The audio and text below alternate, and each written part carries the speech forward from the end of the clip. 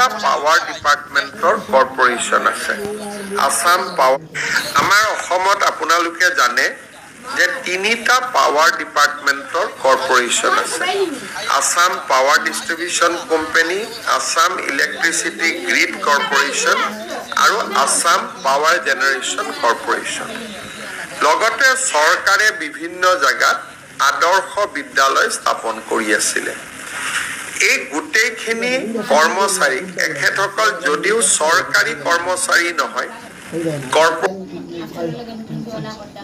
কৰ্পৰেশ্যনৰ কৰ্মচাৰী লগত আদৰ্শ বিদ্যালয়ৰ শিক্ষকসকল 60 ইয়াৰ্ছলৈকে কন্ট্ৰেকচুৱেল কাম কৰে কিন্তু তেওঁলোককো আজি আমি ৰাজ্য চৰকাৰৰ মেডিকেল ট্ৰিটমেণ্টৰ যিটো স্কিম লোকসেৱা আৰোগ্য যোজনা ইয়াত আমি ইনক্লুড কৰাৰ কাৰণে সিদ্ধান্ত লৈছো ইয়াৰ ফলত এই কৰ্মচাৰী সকলেও ৰাজ্য চৰকাৰৰ কৰ্মচাৰীৰ দৰে মেডিকেল ৰিইম্বাৰ্সমেন্ট পাবলৈ সক্ষম হ'ব তেওঁলোকৰ এটা বহুদিনীয়া দাবী আছিল এতিয়া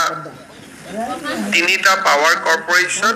আৰু আদৰ্শ বিদ্যালয় যিটো আমাৰ CBSE স্কুল চলাই সিদিনাখন মই মেডিকেল কলেজত লগ পাইছিলো আপোনালোক আছিল তেওঁলোকৰ এটা দাবী আছিল আজি আমি সেই দাবীটো মঞ্জুৰ কৰিছো যে চৰকাৰী কৰ্মচাৰীৰ দৰে তেওঁলোকে এতিয়া